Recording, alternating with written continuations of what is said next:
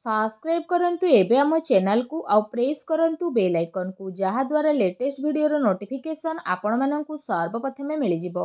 नमस्कार बंधुगण आपण माननकु आम यूट्यूब चैनल को स्वागत। बंधुगण आज आमे जानिबा मासर द्वितीय सप्ताह अर्थात 8 रु 14 तारिखर दिनटी आपणकर किपरि कटिबो केउ प्रकार आजिर दिन को आपण माने प्लानिंग करिवे विशेष भाव में जदि आमे आपण माननकु कहिबु तो आज आपणकर स्वास्थ्य किपरि रहिबो ता सहित आपणक क्यारियर किपरि रहिबो बिजनेस और व्यापार किपरि रहिबो ए दिन रे ता सहित स्वास्थ्यर महत्वपूर्ण इनफॉरमेशन मध्ये भिडियो रे आमे आपण माननकु कहबु और भिडियो शेष रे उपाय विषय मध्ये आमे आपणकु कहबु जहा द्वारा ए सप्ताह को आपण आहुरी अधिक शुभ और मंगलदायक भर साब्यस्त करि परिबे।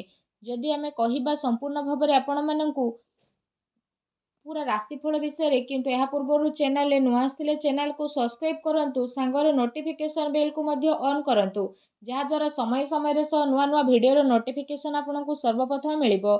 आसंतु जानिबा किपरि रहिबो 8 रु 14 तारिख पर्यंत दिन आपणकर। जदि सबुठारु प्रथमे कहबा कि कोन ए दिन रे आपणक पई विशेष भाव में पॉजिटिव रहिबा पई जाउची जदि आमे आपण माननकु कहबु ए समय अवधि रे आपणकर विशेष भाव में वित्तीय स्थिति रे काफी सुधार आसी जिवो। किछि नुआ आरंभ करिबा पई ए दिन आपणक पई बहुत ही भलो रहिबो आउ अनुकूल रहिबो। आपणकर परिश्रम आउ प्रयास द्वारा ए सेकेंड वीक रे आपणक सामना रे सफलता मिलिबो। विवाह योग्य लोकंक पई कोनोसी भलो संपर्क आसी पारे बा कथावार्ता मध्य घरे आपणकर होई पारे। एहा सहित समाज एवं संपर्कियंक सहित आपणकर प्रभावशाली व्यक्तित्व आउ सरल स्वभाव कारणरू आपणकर मान प्रतिष्ठा बनिकी रहिबो। समय आपणकर किछि मिलाजुला प्रभाव मध्ये आपणक पई नेकी आसुछे किंतु जदि कहिबा ताको बहुत भलो बनेइबा आपणकर काम अटे। किछि टाइम रे अति संपर्कियंक सहित जहाँ भी मनांतर मतांतर आपणक घरे चालुथुला तो ए सप्ताह रे से सबुर स्थिति टिके परिवर्तन हेबो आउ संपर्क रे पुणी थरे मधुरता आसीबो। प्रतिष्ठा लोकंक सह मेलमेलाप बढ़िबो जहाँ आपणकर भविष्यत पई बहुत ही लाभदायक सिद्ध हेबो। धार्मिक स्थल रे जीवार विशेष भाव में आपणकर प्रोग्राम बनिबो जहाँ द्वारा बहुत अधिक शांति आउ हल्कापन आपण अनुभव करिवे। घरे सुख सुविधा संबंधित वस्तुर किणाकिणी आपण करिवे। कोनोसी दामी जिनिस मध्य कि आपणकु देई पारे। विद्यार्थी वर्ग को निजर चाकरी संबंधित कोनोसी क्षेत्र रे इंटरव्यू रे सफलता मिलिबार जोग बनुछि सेतिपाई पूरा परिश्रमर सहित आपण आपणक कार्य करंतु ता सहित आपण आपणकर सिद्धांत द्वारा कौनसी प्रकार समझौता ए सप्ताह रे करंतु नाही। प्रभावशाली एवं प्रतिभावान लोकंक सहित अधिक टाइम आपण आपणकर स्पेंड करंतु जहा द्वारा आपणकर आत्मबल आउ आत्मविश्वास रे वृद्धि हेबो तथा नकारात्मक विचार मध्ये आपणकर दूर हेबो। भाग्य ठारू अधिक आपण आपणकर कर्म उपरे विश्वास रखंतु एहा आपणक पई बहुत ही भलो दिन रहिबो। आसंतु जानिबा ए सप्ताह रे आपणक पई कोन नेगेटिव रहिबाकू जाउची। कोनोसी पारिवारिक कथावार्ता को नै भाई भौणी भितर ए सप्ताह रे लड़ाई झगड़ा होई पारे।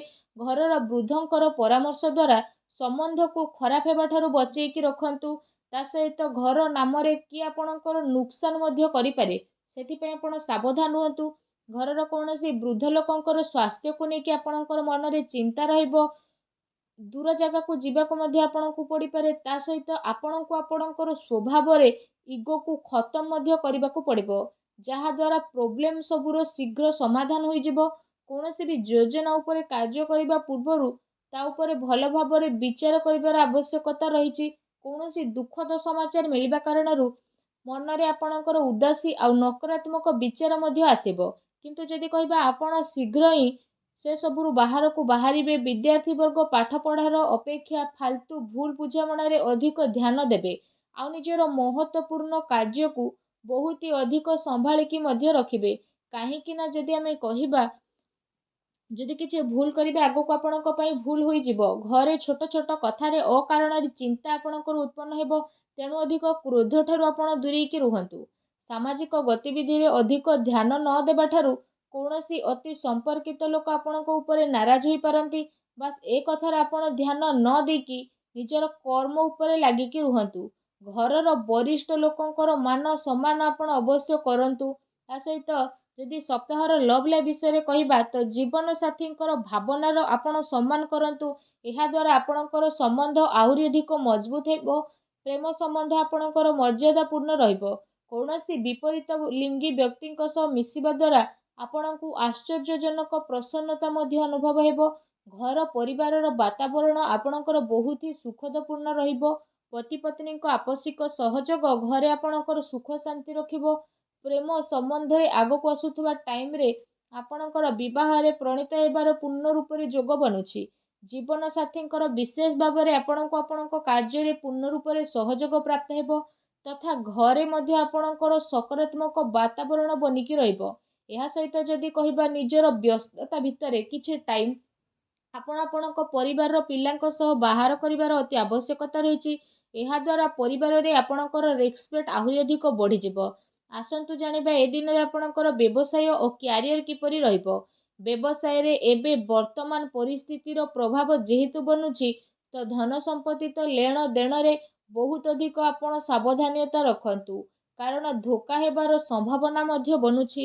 ଚାକିରି ପେଶା ବ୍ୟକ୍ତିଙ୍କର ଅଫିସର ମାହୋଲ ବହୁତ ହିଁ ଶାନ୍ତିପୂର୍ଣ୍ଣ ରହିବ। ବିଶେଷ ଭାବରେ କାର୍ଯ୍ୟକ୍ଷେତ୍ରରେ ଯଦି କୌଣସି ପ୍ରକାରର ନିବେଶ କରିବା ପାଇଁ ଆପଣ ଚାହୁଁଛନ୍ତି ତ ସେସବୁ କାର୍ଯ୍ୟକୁ ଆପଣ ବହୁତ ହି ଗମ୍ଭୀରତାର ସହିତ ଜାଣିବେ। ଏହାଦ୍ୱାରା ଆପଣଙ୍କୁ ବହୁତ ଭଲ ରେଜଲ୍ଟ ମଧ୍ୟ ପ୍ରାପ୍ତ ହେବ ଆଉ ଏହା ଆପଣଙ୍କ ପାଇଁ ବହୁତ ହି ଭଲ ରହିବ। ଚାକିରିରେ ନୂଆ ସମ୍ଭାବନା ମିଳିବାର ବହୁତ ଅଧିକ ଆଶା ରହିଛି। ଏହା ସହିତ କାର୍ଯ୍ୟକ୍ଷେତ୍ରରେ ଅନ୍ୟର ହସ୍ତକ୍ଷେପ ଦ୍ୱାରା କର୍ମଚାରୀଙ୍କ ଭିତରେ ମତାନ୍ତର ମନାନ୍ତର ହୋଇପାରେ।